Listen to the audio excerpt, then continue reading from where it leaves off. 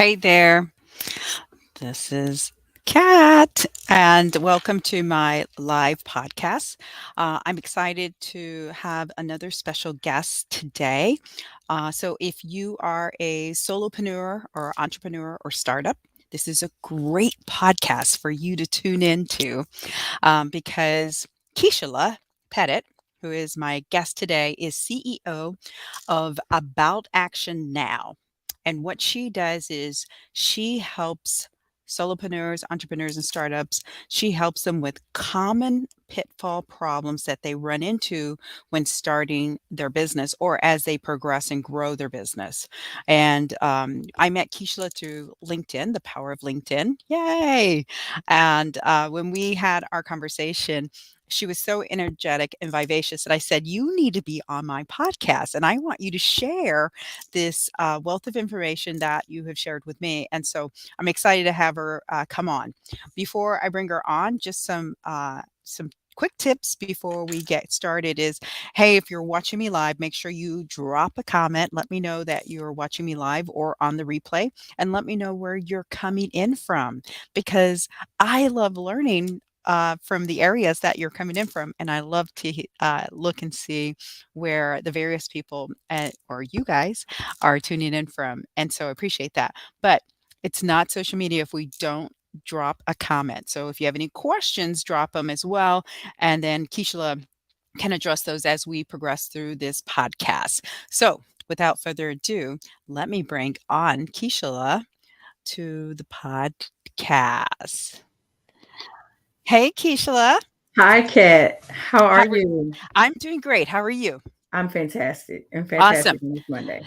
Now, where are you coming in from? I'm from Richmond, Texas, so it's like a suburb of Houston. Yes, yay. Now, I'm originally from Houston.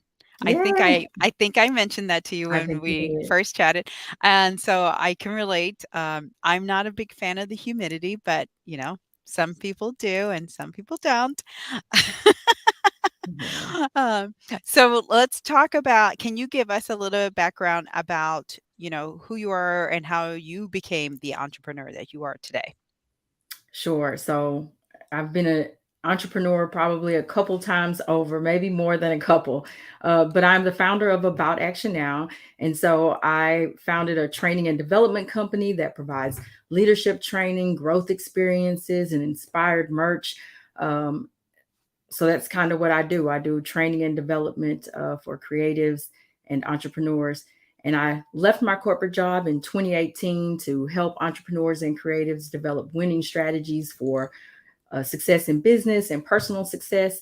And yeah, no one told me that the real challenge would be working alone. Yes, yeah. So, okay, so before we get into your entrepreneur role, I have just a quick question because I always love to relate to everyone that's tuning in. So, what made you become an entrepreneur? You know what? Having the ability to exercise my creativity and my ideas is what was most attractive to me about entrepreneurship. I'd worked for employers before, and I've always found something that I wanted to add that I thought could make it better. And sometimes, for various reasons, you're limited in your ability to do that. Maybe because that's not the vision of the person, the leader at the time, or maybe they want to go in a different direction. But that creative control and that ability to just exercise what I think are really good ideas was something that was very attractive to me. And as Yes. I got further in my career, I think the thing that really was attractive to me was not having a cap on my income. No matter what employer you work for, there's a salary, like a range, right? There's this minimum and then there's this top. Yep. And why should I be limited? Why should I be limited? So that's what made me want to be an entrepreneur. I hear you. I love it. I love it. And I think I gave you a little background of mine, but my venture into entrepreneurship was haphazardly. I always tell people I haphazardly became an entrepreneur because I was definitely corporate. I drank the Kool-Aid. I mean, I guzzled that Kool-Aid. I was like, gulp, gulp, gulp. I was so fed into it that I believed that foundation and I was loyal to it. But then when it was time for me to get to the next level, which was the second to the highest level, um, just wasn't in the it wasn't in the notes or the words, and it wasn't in my calling. So I was like you. I was like, never in my life will I ever let someone control my destiny.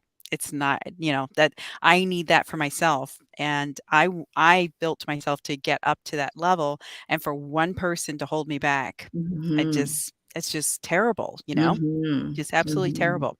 Well, awesome. I think as we talked and before I said, "Hey, let's come on," we had a lot of relatable background, and so I guess let's talk about some of the challenges you had because I will share mine. But what are Sure. some of the challenges that made you think like this is a business model I need to help others?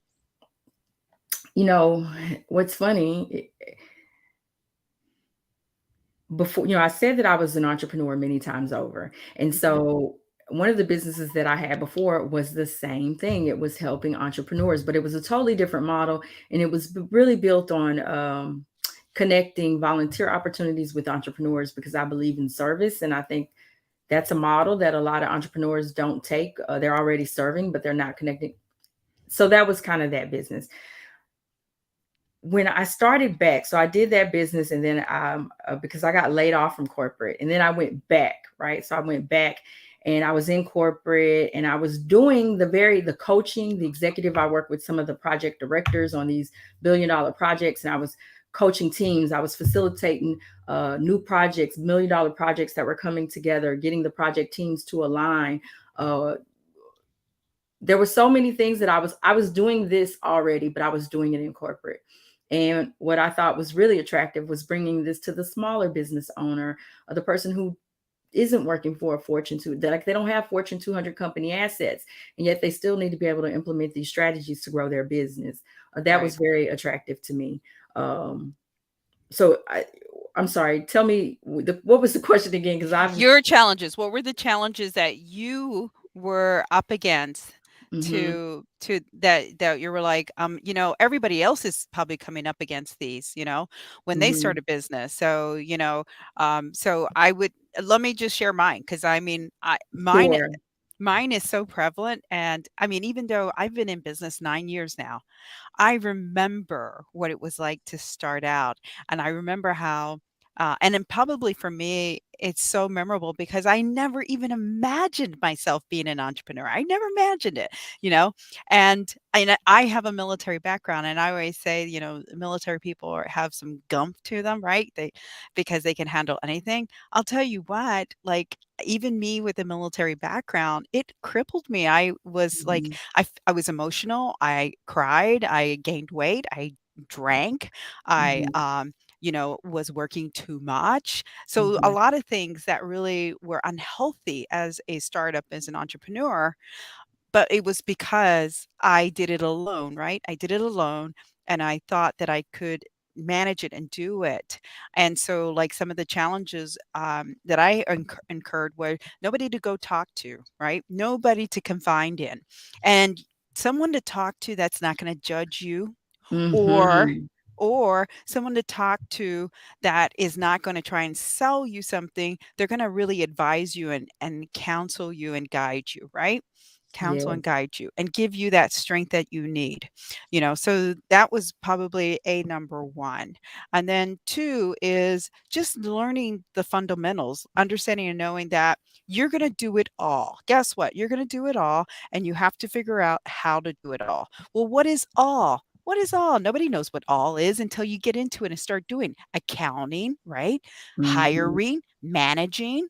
I mean, there's so much to a business, especially if you do want to scale and grow. So mhm. those were challenges that I encountered that I thought as a corporate person I could easily adapt to. But no, it's a different mindset. It's a totally different mindset.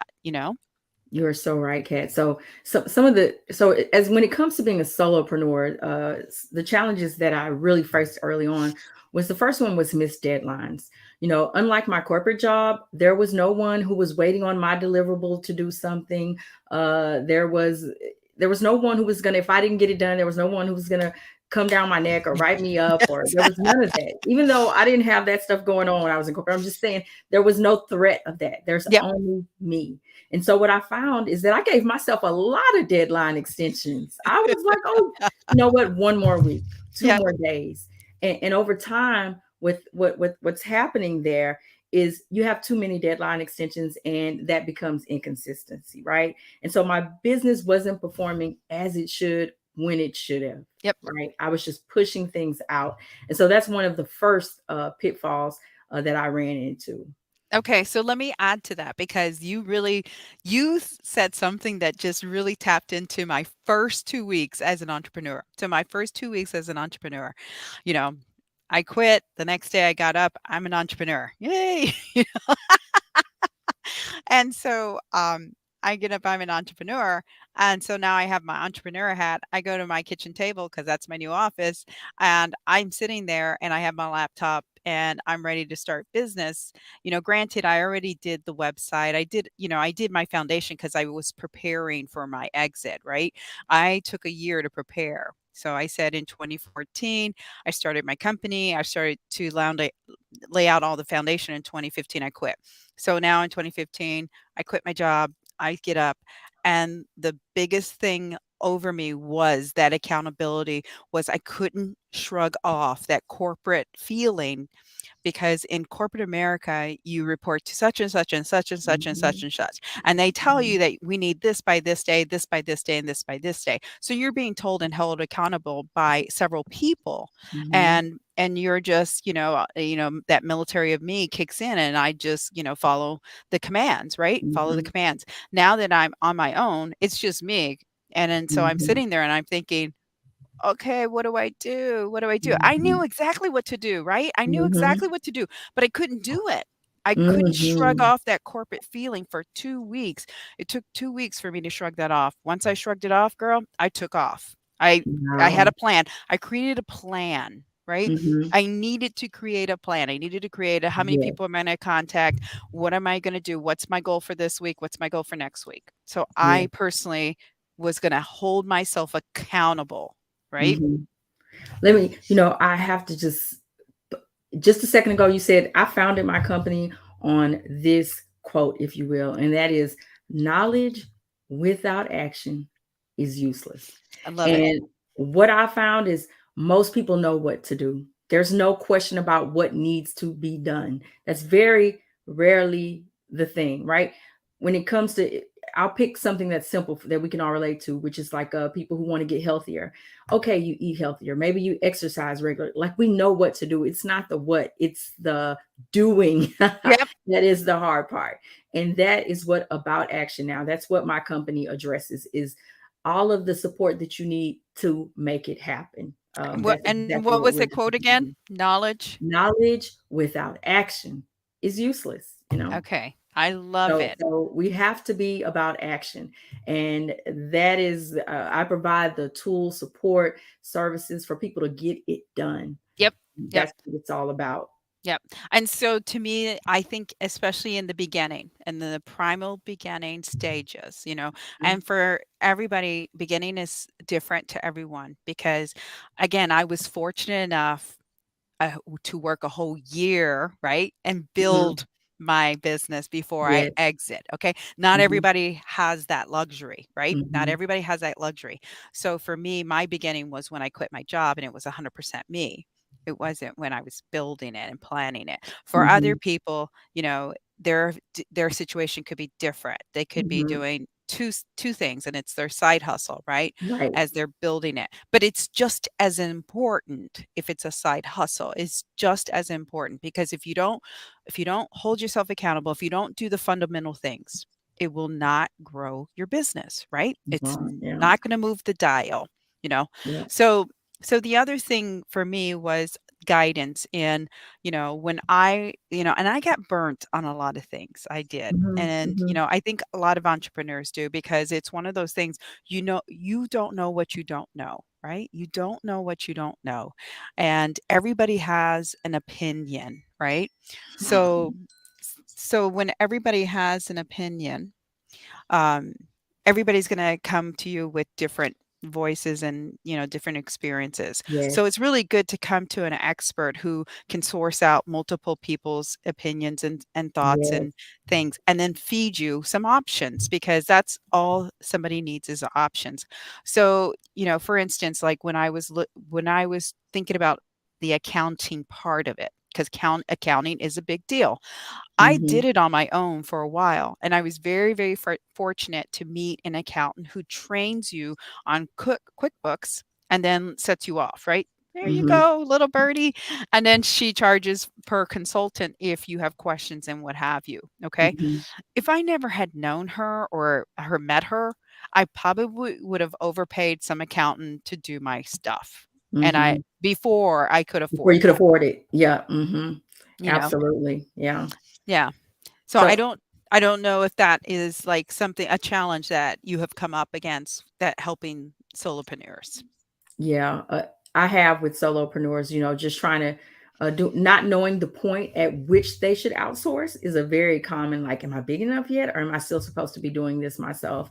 That is one very common, um, just knowing when to take that jump, when it's time to hire a person, when it's time to hire a team. Um, but I tell you, that's one of the things that really helps entrepreneurs get it together. When you get a team, one of the other pitfalls that I warn solopreneurs about is having narrow perspective or assumptions. Okay. When we talk about working with other people or working amongst a team, there's usually someone there to kind of be a bouncing board, or a sounding board, if you will. You say something and they're like, well, they don't know, and they question it, they make you thinking about it a little further, or perhaps they add to the idea, like, that's cool, how about this?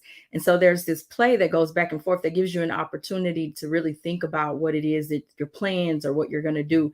And we miss out on that. And hiring a team, even if you're just hiring someone part time, just Yep. going to work with you, having a team kind of provides you that bit of accountability, that bit of feedback and perspective that you can't get otherwise. So that's definitely one of the things that I recommend for a solopreneur.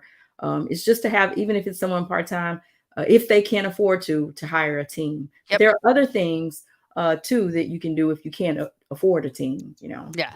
Okay. So another big, big, big challenge entrepreneurs come into, and I came into it in probably the excessive amount. Okay, is Hmm. time management in managing my time.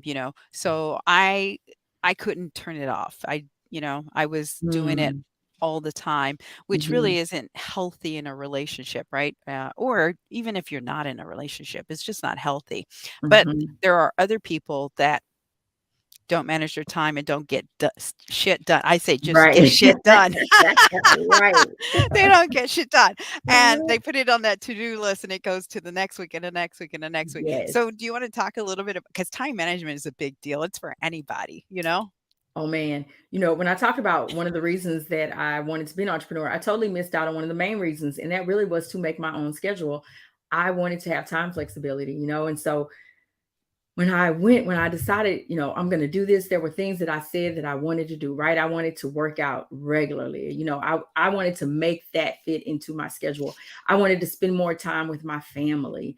I wanted to travel more. There were so many things that I wanted to fit into my schedule once I had my own, once I could control my time. Yep. And what was difficult though is starting a business is not an easy feat, and it is something that is time consuming. So if you are not careful with your time, then you will totally lose sight of it. Either on the end you're working too much, or on the end that you're spending too much time doing some of that other stuff and not enough time for working.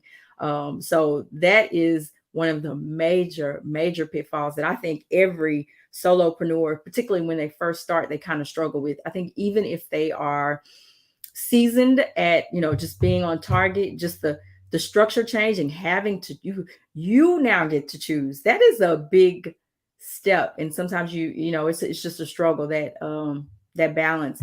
And so what I recommend entrepreneurs do: Yeah, track your time. that's Just right. track it. When you first start out, don't make any judgments about yourself. Don't be harsh on yourself about how long something took you to do. When you're first starting out, track your time. And and I have to reset every so often and do this again because it tells me so much about why I'm at the stages that I'm at Mhm. various points of my life. So tracking your time and watching out for how you're spending your time Yep. is the best thing you can do for being successful. And that's both business and personally. Yeah, absolutely. I think, another big challenge for solopreneurs, entrepreneurs is, and I run into this a lot, is really understanding what it is and who it is that they're serving, okay? Ooh. Hmm. And this is a big deal when it comes to marketing because I don't care if you spend not a dime, okay? If you're targeting at the wrong person with your personal energy, going to different networking events or Yes. external events, whether they're farmer markets or whatever, if you don't understand the problem you're solving, right? Hmm. And how to Hmm. relay that and who it's targeted to, your Ooh. best target, right? That's a big challenge. That's a huge challenge. Kat, that's a huge challenge. And you know what I'll say to encourage, I'll say this to entrepreneurs too, is some of these challenges are challenges when you first start out, and then as we evolve, they become challenges again. Yep. We have to stay ever vigilant to make sure that we're on the right track. And so, yeah, I love that you say that because that is a huge challenge, is figuring out, there's a lot of figuring out that happens when we start out into business. Um, I'll just ask you, since I have an expert in marketing right here, what would be the number one tip that you would have as I find myself re-evolving? What would Yep. be the number one tip you have for figuring out who that audience is and making sure that the content is relevant to them? Yeah. You always examine who your current client base is, okay? The go-to, who feeds you, right? I always work with a lot of clients who tried to go to a top tier, right? Oh, these Mm-hmm. are who I want. Mm-hmm. Okay, but that's not who feeds you. So, Mm-hmm. and you can have two audiences, right? But who feeds you is you profile them, you examine them, you have a little longer conversation with them and kind of ask them questions, right? Because they're your client anyway, so you're just probing them. And then what you're doing is you're creating an avatar of that ideal target. And so it'll be a little general. So, like, let's say women entrepreneurs who are between 30 to 60. That's my target audience. Those people I love. I love working with them. And that's the other thing. It has to align with, you and your personality and who you are. Because if you're targeting, let's say that that's who you love, but you're targeting men, and then you get all these men and you're like, I don't, oh my, I You don't hate even working want to with men. serve them. Yeah. I'm Yeah. not bashing men. No, I get that because yeah, you're absolutely right. I love Yeah. that, Cat. But One of but the again, someone like you, it's just talking it through. That's all it Mhm. is. And Mhm. examining it. Mhm. And you, like you said, you keep examining it. You do it every Mhm. 6 months, you do it every year, whatever Mhm. feels good for you. But I tell you what, it will save you money. And it's always to have a non-biased person. It's always great because they're going to be non-judgmental and they're going to poke at you and say, okay, Yeah. well, how old is that person? Okay, well, what does that person look like? Are they married? Do they have kids? So it's things like that. For some people it's easier because, like, let's say a plumber, it's zip codes, right? Zip codes, because that's where they serve, right? Mhm. Mhm. Homeowners, zip codes. So Right. for some businesses it's easier than for others. Mhm. Mhm. But again, this is where a consultant comes into play, where it becomes powerful, and it really helps you hone in and grow your business, right? Absolutely. I Yeah. love that. Yeah. And then the other point that you kind of mentioned that I love, love, love is the ability to be consistent. You know, so when you do inconsistent things, you get inconsistent results, right? Yes. And that's the same in marketing. So I know it's the same in regards to building your business, right? When you build your business, if you're not consistent, you're going to get inconsistent results. And that's Yes. not what anybody wants. Yes. And I'll tell you, too, as a solopreneur, I think it's easy to be inconsistent Yes. because you are the butcher, the baker, and the candlestick maker, as they say, because you're doing all of this, everything's vying for your attention. It's so easy to be inconsistent, but there are tools out there again to help. There are just some natural tools that fit in to really hold and support an entrepreneur or a solopreneur, I should say, in a place of comfort where all of these things are kind of addressed. And so those are Exactly. the environments that we create at About Action now, for sure. We know Absolutely. we know the struggle. Absolutely. Absolutely. We And know I the guess the thing I would share with anybody tuning in is if you like people may ask, well, how do you know you're being consistent? Well, what's the ROI on consistent? It's easy. If you're being consistent, always consistent, you're going to see a return. And struggle. maybe it's a longer return, but you will see it. I promise. I promise. I I promise. Promise. 100% agree with you. You know, I've talked about, um, all of the time, people pushing things back, just keep missing deadlines. That being one of the pitfalls that solopreneurs fall into. I've talked about having those narrow Mhm. perspective and assumptions, and you kind of mentioned the poor time management. We talked about that. But the other thing that I would actually say is a thing is spontaneous plan changes. We create a plan. We're like, this is what I'm going to do. This is what I'm going to do. And then it doesn't work. And then we just change. We haven't Yes. even followed the plan all the way through. And this gets back to what you were talking about just a second ago, that consistency, having a plan, following that plan all the way through. Sometimes when we work by ourselves, there's no one again to say, well, this isn't what the plan that we said. We're just changing it as we go. And so that consistency, um, I think solopreneurs are more prone to just making spontaneous plan changes because Yep. there's no one to no team to update. They can just make it on a whim, and so often we do, and we miss out on that consistency for Yeah. sure. And I'll tell you why people do that because I run into that a lot. Mm-hmm. Instant gratification. Ooh, yeah. Everybody wants instant. I'm sure you hear this a lot, instant Mm-hmm. gratification, because the reality is if you're consistent, I promise it pays off. You just have to be patient. You have to Yes, be so very, very, very patient. And the people that are impatient are the people that make those spontaneous changes. yes, And I will tell you what, they're going to burn through their money really, really fast. for sure. I'll say this too. You talked about people being wanting instant gratification or just moving really quickly.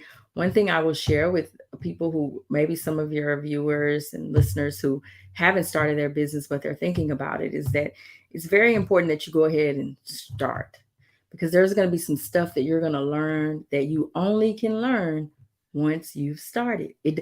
The lesson doesn't come until you start, and as you start, you're like, oh, you learn some stuff and you're able to modify, and we're meant to modify, but just not sticking with our initial plan on this whim, that can't be done. But it's so important to get started. i Yes. i just I can't recommend that enough. I think about when I first started my business until now, and how many, some things, there were some offerings that I could offer that I wasn't offering. And because my client needed it, I provided it. And that was one of their favorite things. And I'm like, oh, I should add this to my offerings, But other than that, I was not even offering it. So, earlier when you talk about listening to your customers, Yep. letting that kind of direct you, doing a little bit of that, but also, get started. That's that. Yep. I can't leave here without telling people, get started. You're going to learn some lessons that you're going to be able to incorporate. Just don't be on a whim. Follow your plan, but get started. Yeah. Get started. I think some good warning signs that a solopreneur, entrepreneur, or startup should think about in regards to contacting someone like you is if they're saying to themselves, why is this happening to me? Why am I not seeing this or this? Or I don't understand why I can't make this work. Right? Yes. You Okay, know, you got this. Yes, I that is love absolutely. I the people that I can provide the most value to are the people who kind of know, they know what they want the outcome to be. Mhm. And it's the in between, the making Yep. that outcome a realization. That's where if you're struggling and you feel stuck, Yep. not sure, can't quite point that out, that's where we can really provide value.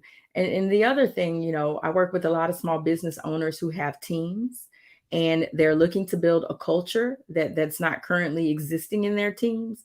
They know what they want there. They know the culture they desire, a leadership culture, where they know what they desire, but it's not in there yet. And Yep. I can help them build that. So that's where we really provide value.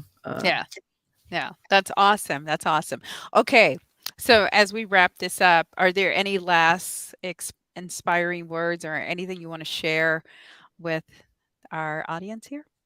The only thing that I would share is what I started out with which is knowledge without action is useless. So, what that means is if there's anything that you've heard today, whether that was something that Kat said, about listening to your customers, or whether it was something that we talked about avoiding, making spontaneous changes, missing deadlines, act on it. Act on it, because that's the only way that it becomes useful to you. If you get the desire to make a change, start small. Start with the very smallest thing. And if you ever, need help or support, well, you got people like Kat and myself who, ready to help you go to that next step for But you sure. have a special offer for a free tool, right? You have a I free tool. do. Okay. I do. I talked about time tracking and the importance of that. And I have a free time tracker. This time tracker is usually I sell it in my shop for $10. And it allows you to see, there's these categories and you can customize to fit what your lifestyle is like, and you can see how you're using your time. This tracker works if you want to manually write it out, maybe you don't have access to a computer during the day. It works like that. You can print it, or you can use it right there in your laptop. But it's a great time tracker, and it really helps you get a handle on what you're going to do. And the other thing I've included for your viewers is access to a 10-day video guide on how to make better use of your time. It kind of walks you through how to create a custom time management system for you. So yes, that's one of the tools that I would love to share with you and your viewers. Okay. So how does everybody get a hold of you? So if you're looking for me, you can always reach me by telephone. So I'm going to tell you that because I'd love calls. 281 or you can go to our website, www.aboutactionnow.com. We're updating that. So be patient as you'll see changes go through, but you can always reach us there, or email at info@aboutactionnow.com. Okay, and I'm gonna put that in here, you're about in the comments, so Yes. people will have that as well. And if Okay, you well, have that link to the special offer or yes, I can put that as well too. okay.